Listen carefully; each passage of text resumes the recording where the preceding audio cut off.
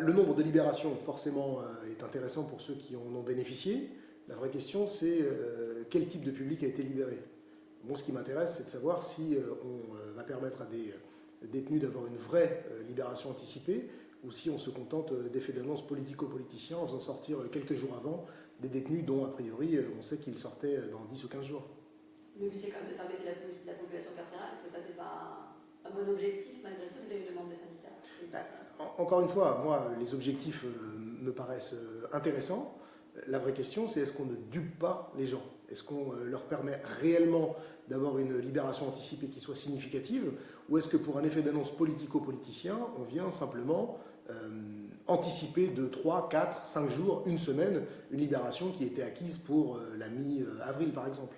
Quelle aurait été une réponse plus utile, selon vous? Ce qui aurait pu être intéressant, c'est de libérer massivement un certain nombre de détenus, d'abord dont on identifiait qu'il leur restait peu de temps à accomplir. Évidemment, ça pose la question de l'utilité des peines courtes. Un certain nombre de nos concitoyens sont incarcérés, qui pour 1 mois, qui pour 2 mois, qui pour 3 mois.